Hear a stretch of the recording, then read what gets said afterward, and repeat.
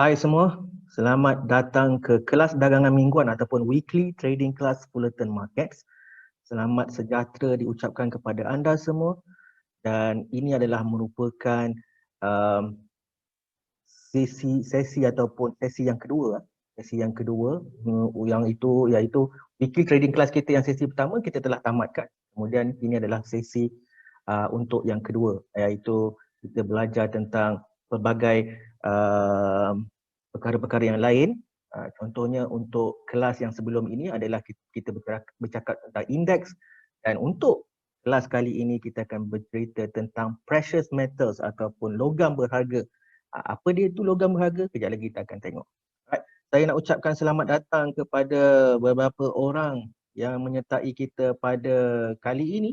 Alright. So, tanpa berlengahkan masa lagi, kita akan terus ke topik kelas kita pada hari ini iaitu basic trading class mengenai bullion ataupun precious metal.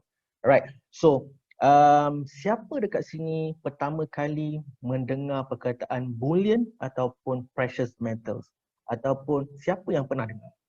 Kalau siapa yang pernah dengar, boleh tulis dekat ruangan chat pernah. Kalau yang tak pernah, tulis tak. Saya nak tahu sama ada anda semua pernah dengar atau tak pernah sahaja. So senang saya nak cerita in detail ataupun okay. Zahari Muhammad tak pernah. Nazri tak pernah. Okey, terima kasih untuk jawapan anda semua.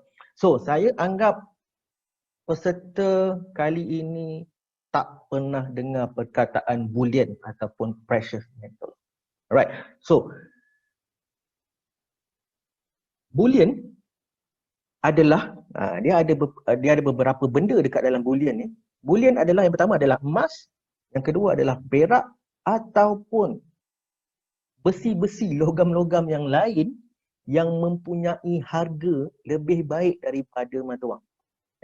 So kita tahu emas dia ada harga dia tersendiri. Perak dia ada harga dia tersendiri. Dan apa yang logam-logam lain yang ada harga tersendiri? Kita ada apa? Platinum, kita ada beberapa jenis logam lain yang ada harga. Bila dia dijual tu, dia ada harga. Bukan besi buruk pun dia ada harga, tapi dia bukan dalam kategori bullion.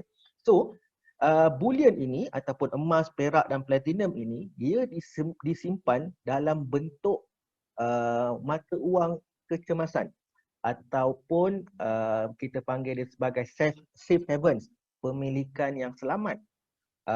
Kejap lagi kita akan tengok apa yang saya maksudkan dengan pemilikan selamat ataupun safe havens tu.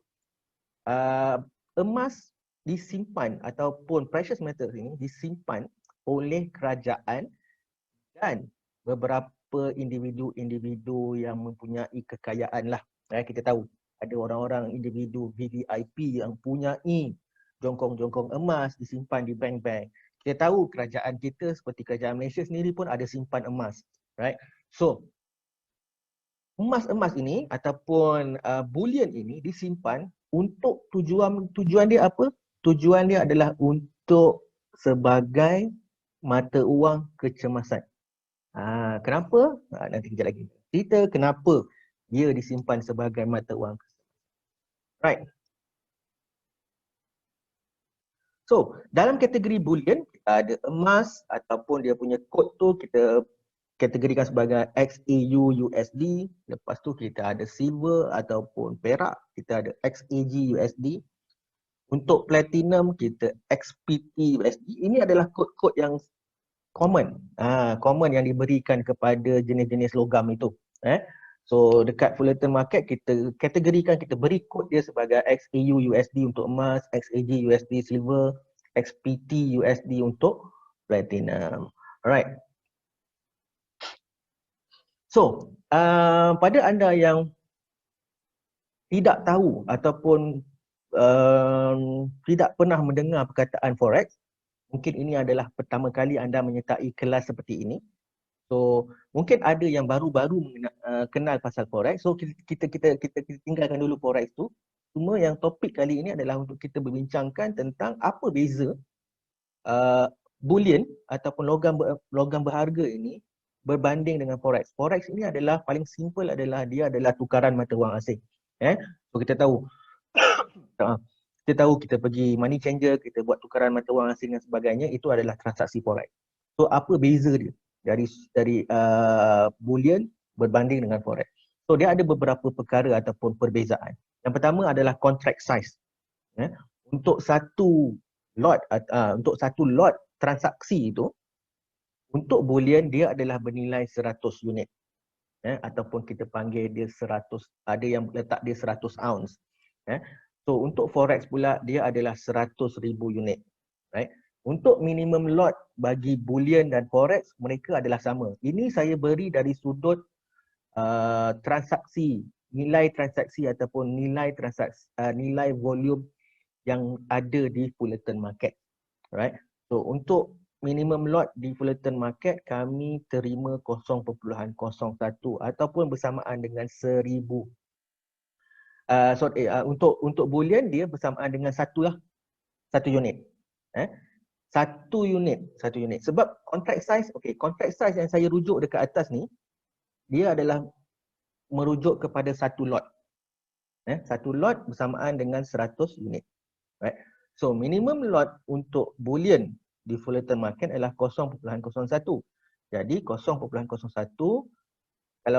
kalau satu lot adalah 100, maka kalau 0.01 lot itu bersamaan dengan satu unit bullion.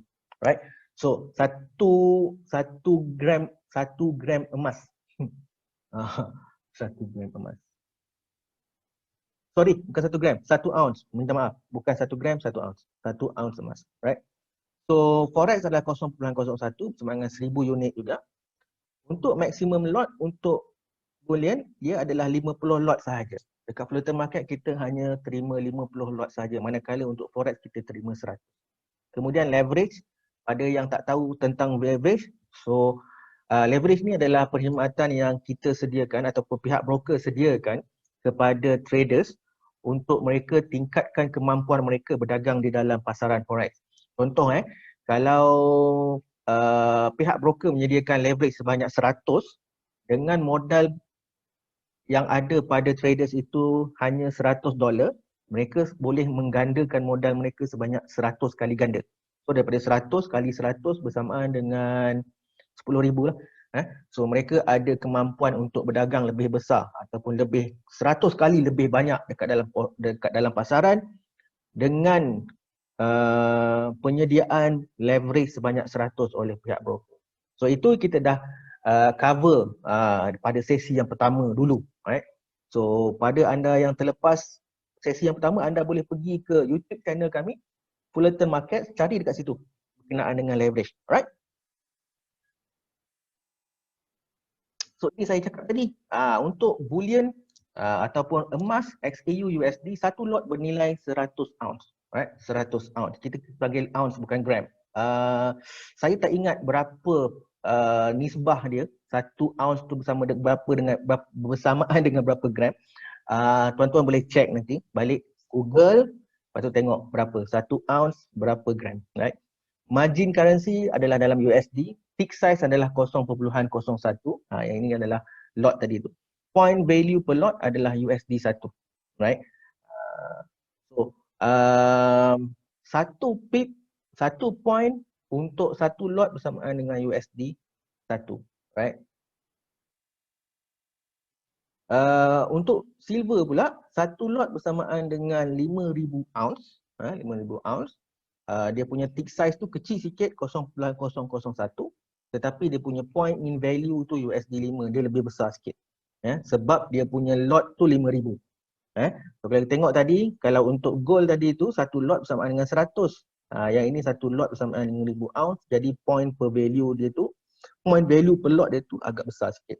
So jangan risau kalau anda semua tak faham bab yang ini, sebab yang ini memerlukan anda faham tentang lot size dan pip spread dan pip, pergerakan pip dan sebagainya, itu kita dah cover pada sesi yang pertama. So untuk platinum, satu lot bersamaan dengan 100 ounce, margin currency sama juga dalam USD, tick size dia sama dengan gold 0.01 dan dia punya point value per lot pun sama dengan gold. Right?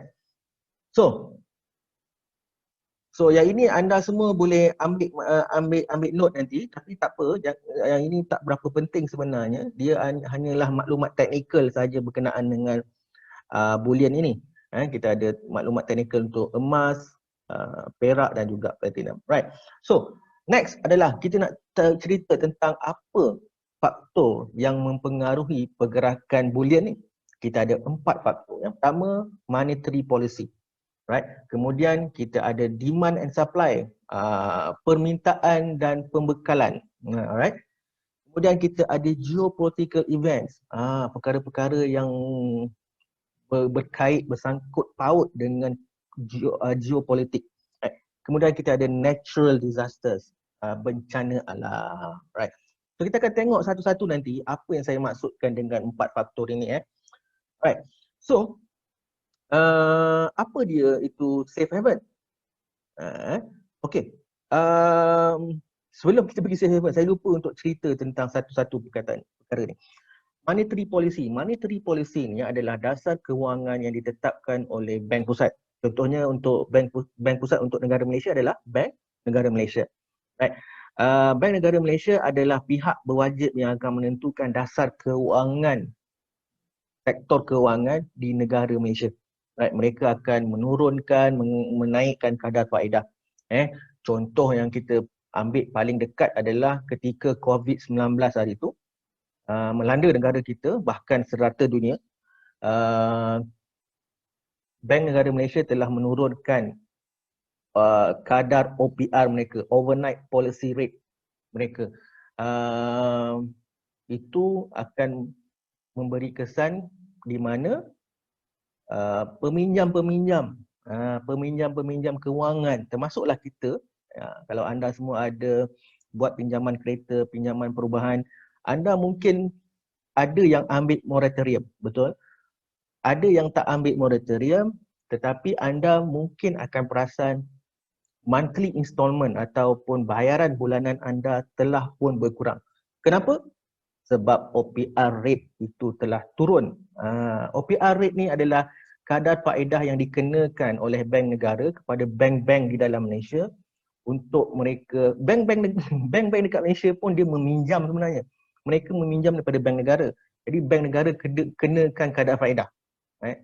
So bila kadar faedah bank negara tu turun, maka bank-bank dekat dalam Malaysia ni pun dia akan turunkan kadar faedah mereka. So kita pun akan dapat tempias dia di mana kita punya monthly installment tu pun akan turun.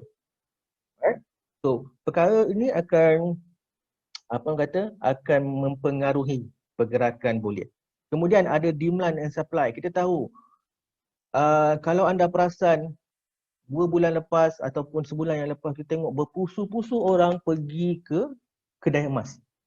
Apa? Sebab demand tengah ada dekat situ. Harga emas mencanak-canak naik sejak daripada COVID-19 disebabkan oleh permintaan yang sangat banyak daripada orang dekat luar sana. Right? So kita dapat tahu harga emas naik lagi ramai orang pergi beli emas. Right? Begitulah bagaimana permintaan yang tinggi dapat memacu ataupun dapat menaikkan harga bullion. Right? Tak kisahlah emas, perak ataupun platinum. Kemudian kita ada geopolitical events. Kejap lagi kita akan sentuh lebih banyak tentang geopolitical events. Saya akan bagi contoh. Geopolitical event ni paling senang untuk kita ambil tahu adalah bila ada ketegangan politik, sama ada di dalam Malaysia ataupun di luar Malaysia. Tetapi bila kita bercerita tentang bullion, kita akan bercerita tentang politik dunia. Kita cerita tentang perang perdagangan di antara US dan China.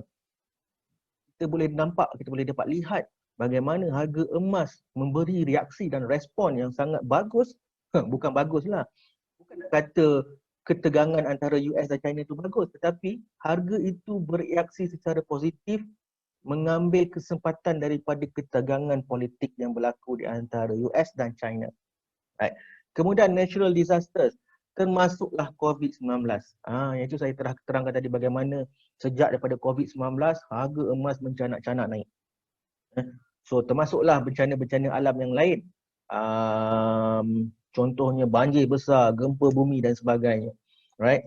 So itu adalah 4 faktor yang dapat memberi kesan kepada pergerakan harga bulian. Right. Yang ini adalah tentang safe haven. Tadi saya ada cerita pada awalnya tentang safe haven. Apa dia safe haven ni sebenarnya? Ataupun apakah itu pemilikan selamat? Right. Emas dianggap sebagai pemilikan selamat. Alright. Kenapa emas dianggap sebagai pemilikan selamat? Adalah kerana emas ini adalah satu benda yang semua bank pusat ada. Yang pertama, bank negara ada, Federal Reserve dekat US ada, Bank of Japan pun ada. Malahan bank negara China sendiri pun mereka membeli emas dalam jumlah yang sangat besar. Pada setiap tahun mereka meningkatkan pembelian emas mereka kerana mereka tahu emas ini satu hari nanti apabila duit kertas kita dah tak laku, emas ini yang akan menjadi sandaran kepada mereka untuk meneruskan ekonomi mereka. Right. So orang-orang lama kita punya parents, kenapa mereka selalu membeli emas? Sebab mereka tahu harga emas untuk long term dia tak akan pernah turun.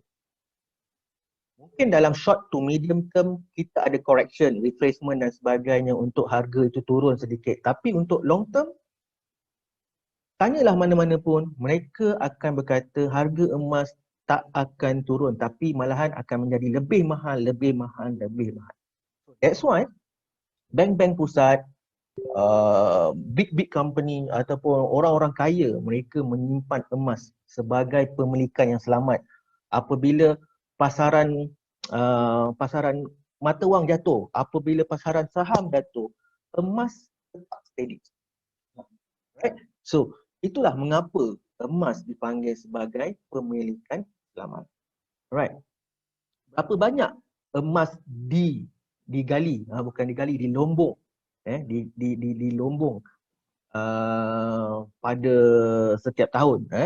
So, kalau dengan rajah ni, kita boleh tengok dekat situ, total above ground stock pada akhir 2019, kita boleh tengok dekat situ, jewelry sebanyak 92,947 tan. Right? 92,947 tan. Boleh bayangkan tak berapa banyak emas dekat akhir tahun 2019 saja. Ini belum dikira tahun-tahun sebelum ataupun tahun ini.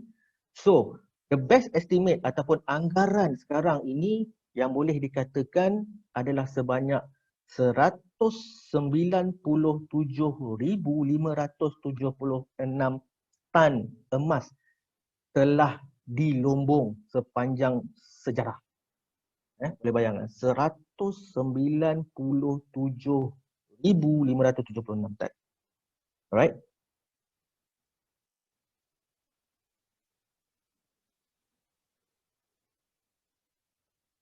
Saya kena pause sekejap sebab ada azan berkumandang. Kita akan sambung selepas ni. Sekejap.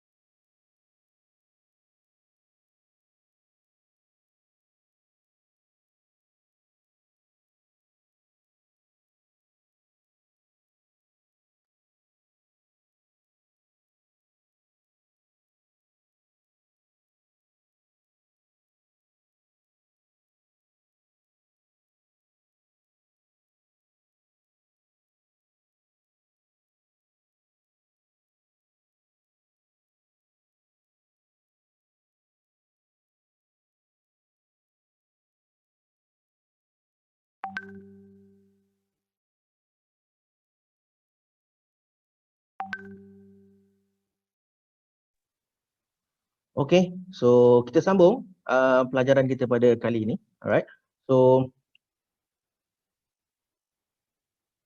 ini adalah petikan, ini adalah petikan daripada Reuters berkenaan dengan emas. US shares retreat on renewed pandemic fears, safe havens rise. Ini saya cakap tadi, apabila pandemik ataupun bencana alam, kita boleh kategorikan sebagai bencana alam lah COVID-19 tu, apabila COVID-19 menyerang satu dunia, US shares, bukan sahaja US shares, shares dekat mana-mana negara, saham, pasaran saham dekat mana-mana negara sekalipun jatuh dengan teruk. Tetapi apa yang naik adalah harga emas. So kita tengok dekat situ, demand for safe haven rose and global equity markets turned south on Friday after Apple Inc. said it would temporarily shut 11 US stores.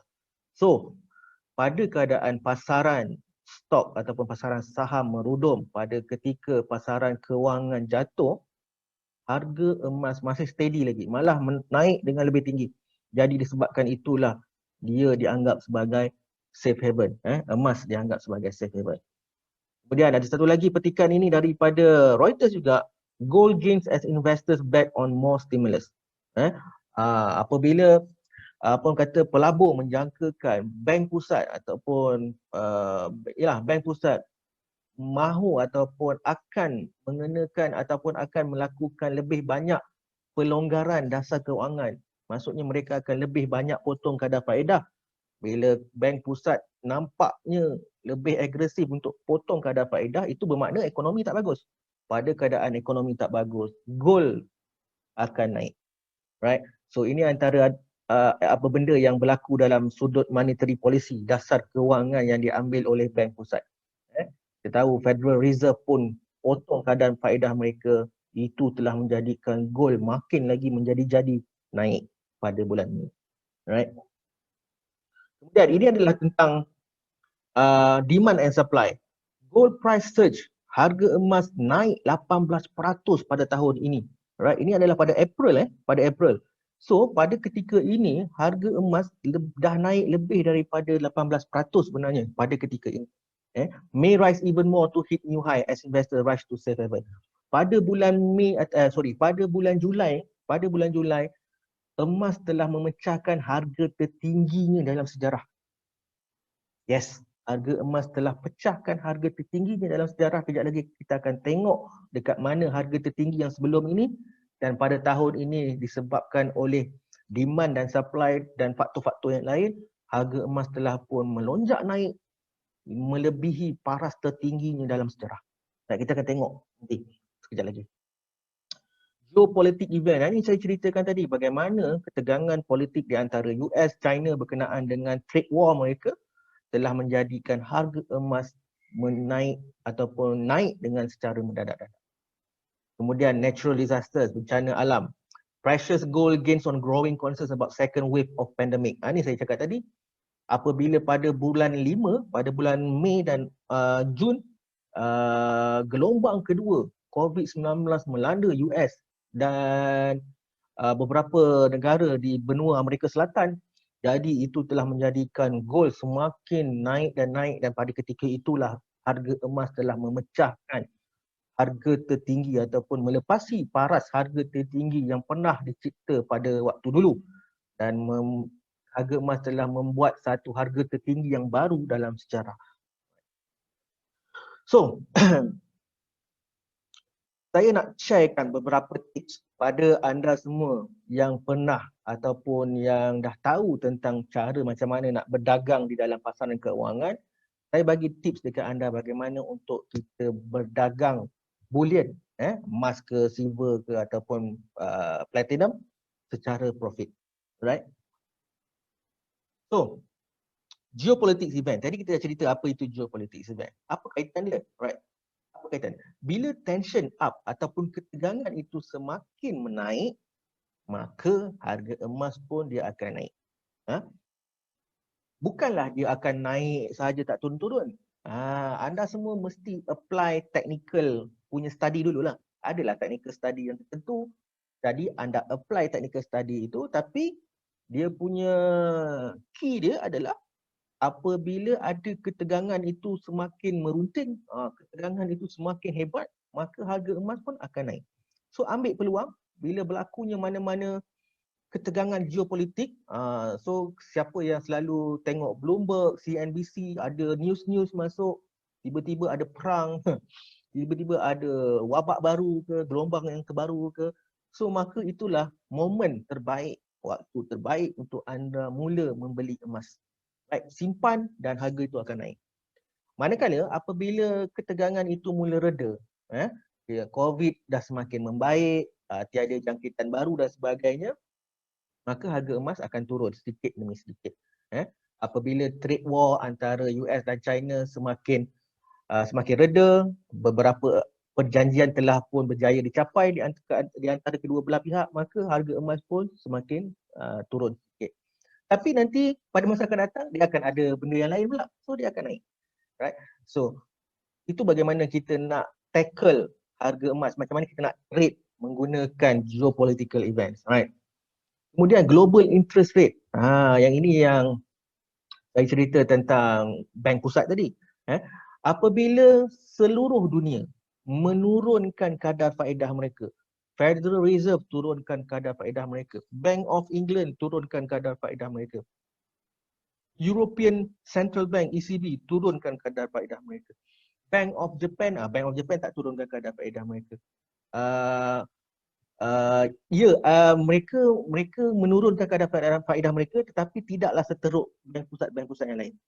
Bank Negara Malaysia turunkan kadar faedah. Jadi apabila global interest rate turun, ataupun kadar faedah di bank-bank pusat serata dunia menurunkan kadar faedah mereka, maka harga emas pun akan naik. Dia ada beberapa faktor yang menyokong keadaan ini. Apabila interest rate turun, maka orang akan ada lebih banyak duit. Kita tengok bagaimana orang ada lebihan duit moratorium, pergi beli emas. So, itu bagaimana saya nak ceritakan dengan lebih simple. Bila ada duit lebih, moratorium, monthly installment pun bayar rendah, so ada duit lebih, pergi beli emas lah. So ini yang ada hubung kait dia. So, apabila interest rate tu naik nanti, so kita punya poket pun dah kecut, so kita dah tak beli emas lah, ataupun mungkin ada yang sampai menjual emas. Right? So itu kaitannya. Silver dan platinum selalunya dia akan follow ataupun dia akan ikut harga emas. Right? So apabila gold naik, silver dan platinum pun dia akan naik. Kalau gold turun, harga silver dan platinum pun akan turun. So anda kalau nak trade silver dan trade platinum, anda kena tengok harga pergerakan gold. Right? Follow harga gold. Kalau harga gold naik, so silver janganlah nak sell pula. Right? So kalau harga gold turun, janganlah nak pergi buy pula platinum, sebab mereka itu adalah seiring. Right? Alright, so terima kasih kepada anda semua yang menyertai saya pada kelas kali ini. Sehingga kita berjumpa lagi pada kelas yang akan datang. Saya Firdaus Ali, Business Development Manager di Fullerton Markets. Jumpa lain kali. Assalamualaikum warahmatullahi wabarakatuh. Bye.